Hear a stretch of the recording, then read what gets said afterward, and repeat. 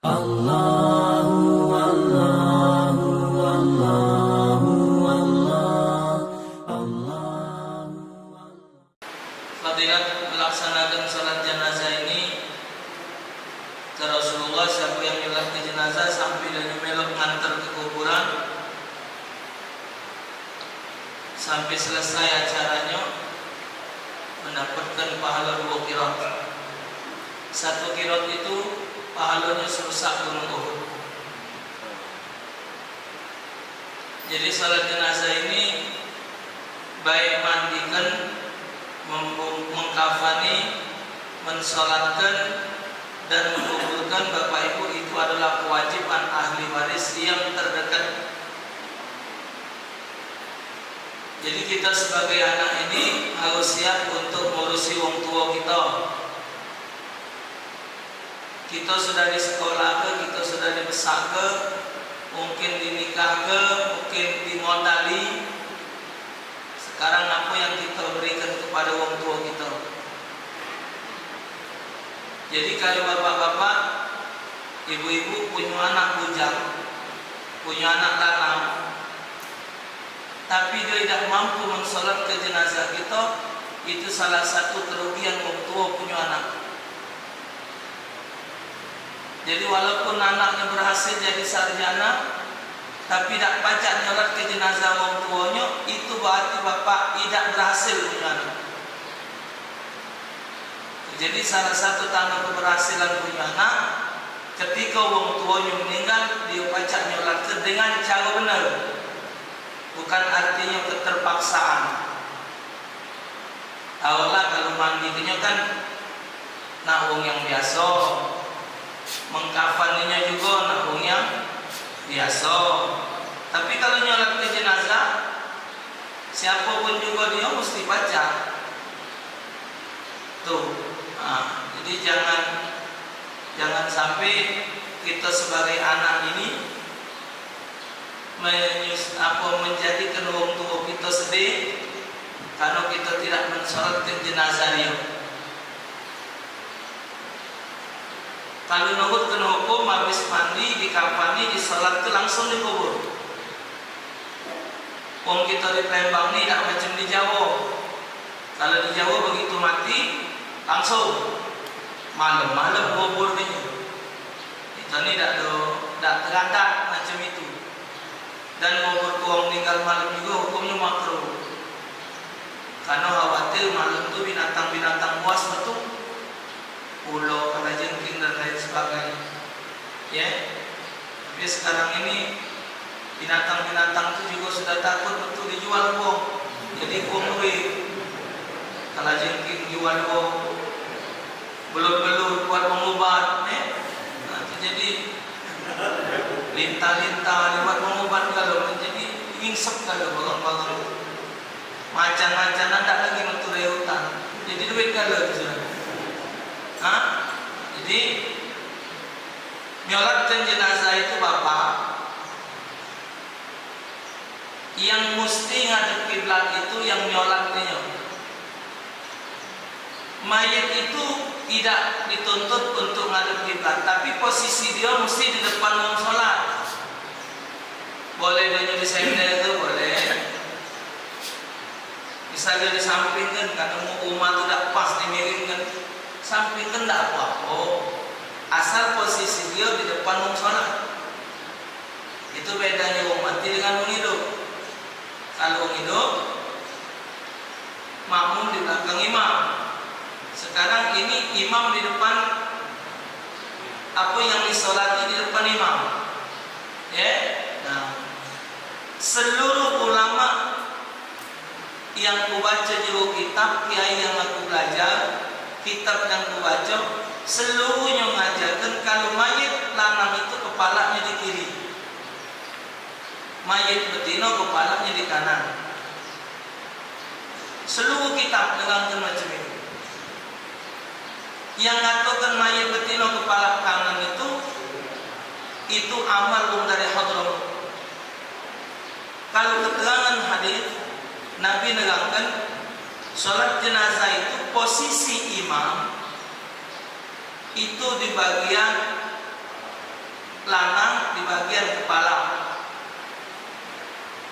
betina di bagian di paha, di pinggul. Tapi Nabi tak negangkan di mana kepala. Nah, jumhur ulama menjelaskan kepala mayat lanang itu di kiri, kepala mayat betina itu di kanan. Seluruh kitab fikih begitu kalau keterangan. Ujaironi, Kashful Lisan, Furu'ul Masail menjelaskan kepala mayat itu sebelah kiri. Jadi kita tuh pada hukum ini, jadi kalau mayat itu kepalanya sebelah kiri, tanah, nah, jika cemil, mayat itu di kepala, badannya ini lebih banyak agaknya ke kanan, lebih banyak diisi wong sebelah kanan. Kalau mayat betina kepalanya kanan, posisi imam di tengah, sama-sama berat, berisi galo oleh makmum. Tapi seandainya terlaku kepala mayat lanang ke kanan juga tidak jadi soal. Tapi kalau dua melakukan yang kiri itulah yang tuntunan. Itu.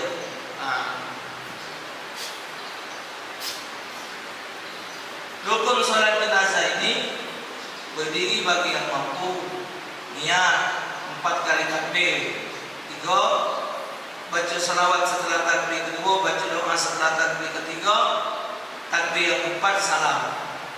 Ketik-ketik. Jadi niatnya kalau nak bahasa Arab dia bahasa Arab, tapi niat pakai bahasa Indonesia jadilah sajaku nyolat ke mayit ini. Fardu karena Allah, tak dipakai fardu kifayahnya tak bisa disebut. Sajaku nyolat ke mayit ini fardu karena Allah. Nah, ketika di bahasa Arabnya berubah dia. Usolli ala hadzal mayyit, ala hadzal mayyiti, itulah nam. Usolli ala hadhil mayyita, itu betina. Fardhon lillahi ta'ala.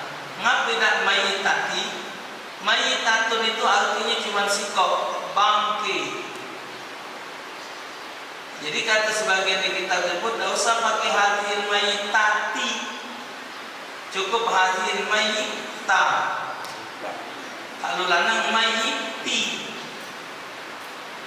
Kalau nak pakai bahasa Arab, bahasa kita baik, saja pun nyolat ke mayit ini fardu karena Allah, makmuman atau imaman karena Allah. Allahu Akbar. Sudah takbir. Macam Fatihah itu tidak ditetapkan di mana. Boleh di takbir kedua, boleh di takbir ketiga, boleh di takbir keempat. Tapi takbir yang kedua harus salawat. Allahu Akbar, tidak boleh dirubah, bacanya mesti salawat. Allahumma shalli ala sayyidina Muhammad, cukup. Yang bagus baca salawat tahiyat akhir sampai majid. Kalau tidak pendek, Allahumma shalli ala sayyidina Muhammad jadilah. Allahu Akbar. Doa khusus bagi mayit. Allahumma ighfir lahu warhamhu wa'afihi wa'fu waghsilhu bil ma'i wassalji wal barad, yang panjangnya. Yang paling pendek bagi Allahumma ighfir lahu warhamhu, jadilah. Tidak susah-susah. Allahumma ighfir lahu warhamhu, sudah. Tapi dah Allahumma warhamhu, sudah, tidak usah pakai sudah. Maksudnya itu baik. Allahumma ighfir lahu warhamhu, tidak usah pakai sudah. Semua itu baik. Sudah mencukupi. Ya, yang pasangan wa'afihi wa'afuanhu wa'akrim nuzulahu wa'asim adkhalahu waja'alil jannata maswahu waghsilhu bil ma'i wal thalji wal barad wa naqqihi minal khataya kama yunaqqal thawbul abyadu minad danas wa abdilhu daran khairan min dari wa halal khairan min ahli wa terus. Allahumma fil hayyina wa terus panjang. Usah ada wong-wongnya. Kalau apalah aku salahnya kali tak, Allahumma ighfir lahu warhamhu, jadilah. Betina Allahumma ighfir laha warhamha, jadilah. Kalau dia budak kecil saja ke nyolat ke mayit budak ini karena Allah. Kalau Arabnya usalli ala hadza tibli lana hadhihi tiblati betino fardhu lillahi ta'ala. Indonesia be saja kunyolatkan mayit budak ini kenapa bukan Allah. Bacanya sama, cuma ditambahi Allahumma ja'alhu khalaqan li abawaihi wa sarafan wa dhukhran idhaman syafi'an terus. Tapi pendek be Allahumma ja'alhu faratan li abawaihi sudah. Atau Allahumma ja'al faratan li abawaiha jadilah. Takbir keempat Allahu Akbar. Takbirnya rukun, doanya sunat. Jadi kalau tidak dibaca doanya tidak apa-apa. Kalau doanya sunat, takbir keempat kalau orang tua kita meninggal, kita ganti Rabbil Fili wal Walayah, boleh. Jadi yang salawat dengan doa tadi, Fatihah tadi umumnya ditaruh di takbir pertama umumnya. Tapi kalau dia nak ditaruhnya di takbir keempat tidak apa-apa. Karena yang penting kau punya baca Fatihah di mana baik tempatnya jadi. Kalau misal terjadi, tapi umumnya di takbir pertama. Selesai tangan tetap macam ini. Assalamualaikum warahmatullahi sunat tambah wabarakatuh. Seluruh salat cuma salat jenazah yang pakai wabarakatuh. Membedakannya dengan salat lain. Mak itu juga salat ke kiri pakai wabarakatuh. Assalamualaikum warahmatullahi wabarakatuh. Assalamualaikum warahmatullahi wabarakatuh. Selesai ya guys. Habis salat baca doa baca. Tidak juga sudah. Itu yang wajib. Tidak susah. Umumnya mana kalau jenazah itu bagian 2, bagian 3 untuk di Palembang buatlah sikok-sikok. Sudah sikok lagi, sudah sikok lagi. Kalau nak di bagian ketua nak ngerti niatnya. Kali tak ngerti lagi salah nyolat tu. Saja aku nyolat ke mayit ini. Tiga bang selimut, mayit ini. Bila? Dah. Agak susah. Tambah lagi kalau dia bersana dua. Allahumma fir lahuma warhamhuma wa'afihima wa'fuanhuma. Bingung gawekan sikok-sikok. Dah. Solat jenazah itu Bapak Ibu tidak ditemukan satu pun keterangan. Mungkin salah ngomong macam itu. Belum ditemukan satu keterangan bahwa Rasulullah mensolatkan jenazah itu 2 kali. Belum ketemu. Jadi kalau solat jenazah itu cukup sekali.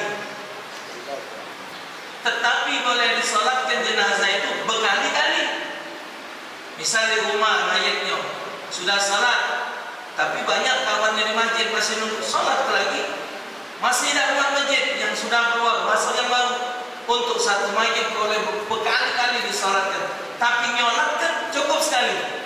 Tidak ditemukan keterangan Nabi nyolat ke jenazah 2 kali. Nah, terutama kalau mayatnya dibawa setelah salat asar. Jadi kita sudah nyolatkan di rumah elok salat jenazah. Lantas ke masjid, wong lagi salat asar. Kita salat asar. Kan wong masjid belum nyolat ke mayat, sudah sah mereka nyolat ke jenazah. Kita melok lagi nyolat ke jenazah yang kedua itu hukumnya sunnah. Melakukan salat sunat setelah salat asar hukumnya haram. Jadi jangan berani-berani nyolat kedua kali. Jadi haram itu untuk kita yang sudah nyolat di rumah tadi. Tapi bagi yang belum tak apa. Yang haram setelah asar, yang haram setelah subuh itu salat sunat yang tidak punya waktu. Kalau salat sunat yang punya waktu tambah lagi itu salat wajib tidak ada waktu haram. Salat jenazah itu fardu kifayah bukan sunnah. Selesai. Habis salat jenazah selesai bubar. Ngata pula jenazah ke kuburan. Wong nanya, dulukan kepala apa dulukan kaki. Kalau didulukan kepala, itulah yang terjadi selama ini. Kalau nak dialusi pelajaran kaki didulukan. Kalau dia yang waktu berangkat ke kuburan kaki dulu, kalau dibahasakan kita, dia ni ridha ni nak nemui ajal.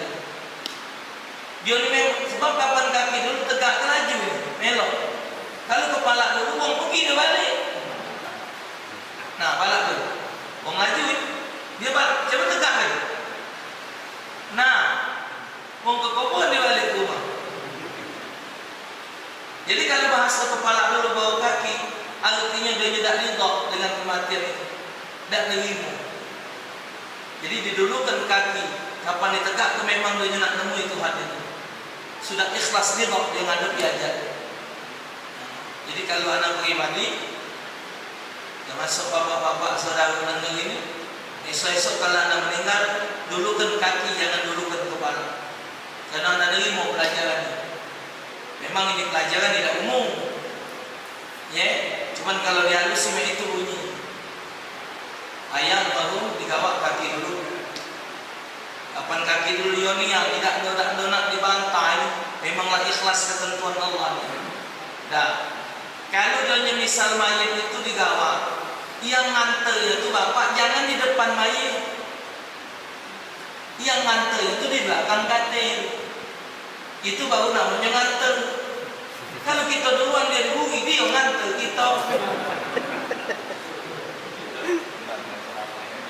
Enak.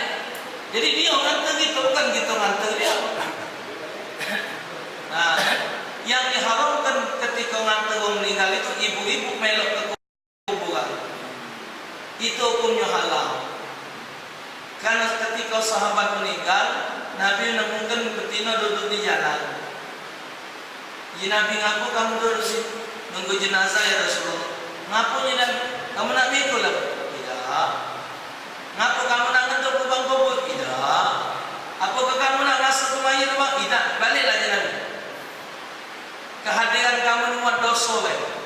Lanang ni kalau lagi otino rusak kalau. Orang tua-tua ni menengok Quran kabur, tengok duit terang, tengok tino terang.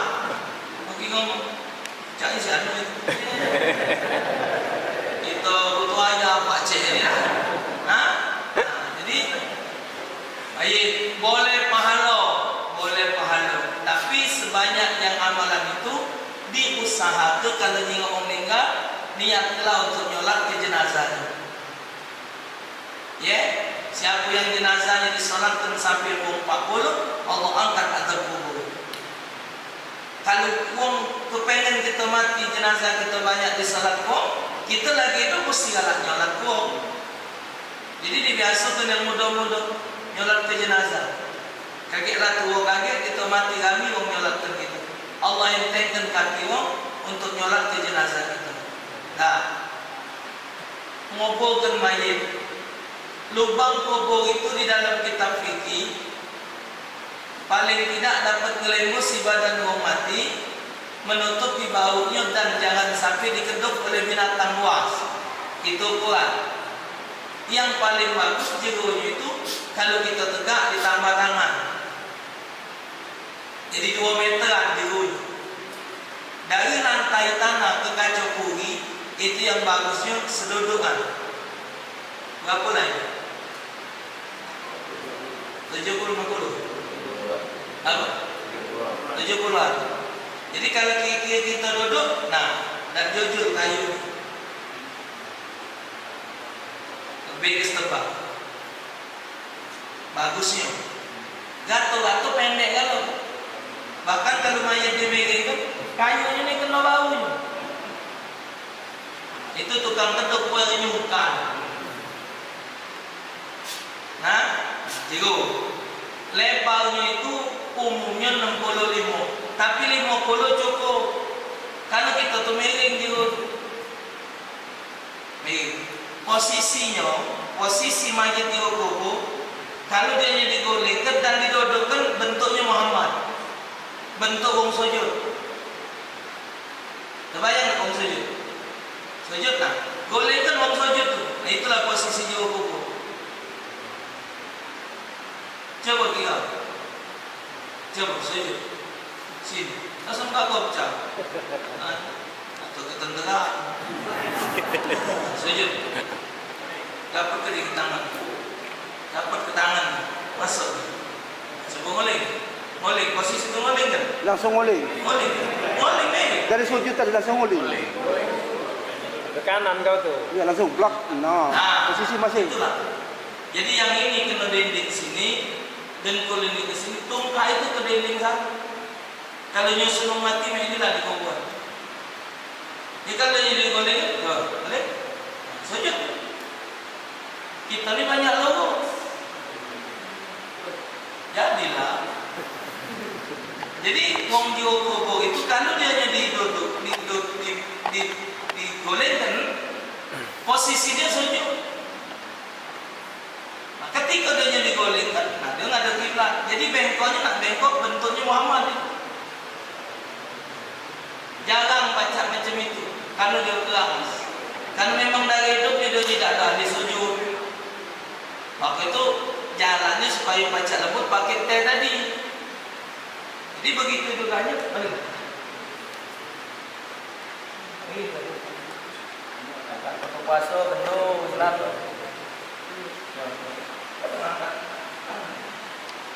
Nah, nampak tak? Lagi kan balai. Kita buat kuburan, buat bantal bagian kepala. Jadi pipi ini kena tanah. Itu ini kan new. Jadi kalau ganjel kan pengkasan. Nah, kan ke situ tanah. Ini ganjel di batu besar, di kayu tanah besar. Jadi di dinding sini, di dinding sana. Ini banyak logo sih. Kapan logo muka? Tidak sujud. Iya, jadi tidak ada sujud, dia muka. Jadi posisinya posisi sujud. Waktu itu ada yang ngajari, kalau tangan mati, jangan main ini nak, mongkos itu. Di waktu mongkos, tahu tadi pojok ukang. Yang ini besin. Di waktu megang, langsung sudah nunggu. Kali ini saya ikut. Anak Nagimoni di Batu Cepel sana Pak, di Tangerang, Ustaz Yusuf, sok ini.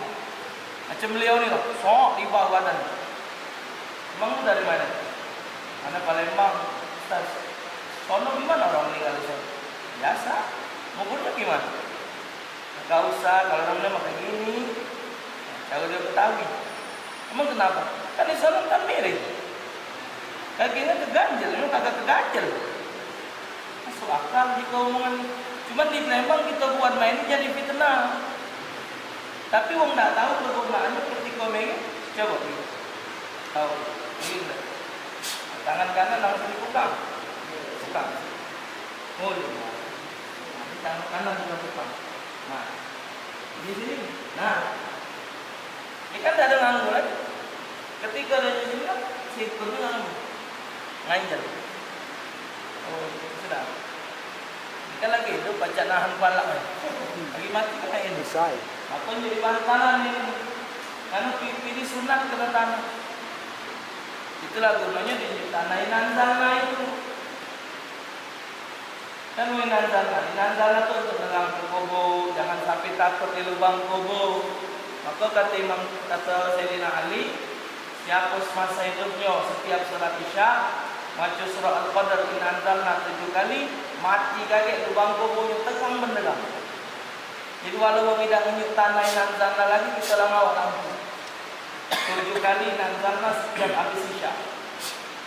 Mati kaget lubang kubur kita tegang mendegang, kata Sayyidina Ali dalam kitab Tuhfatul Mardiyyah.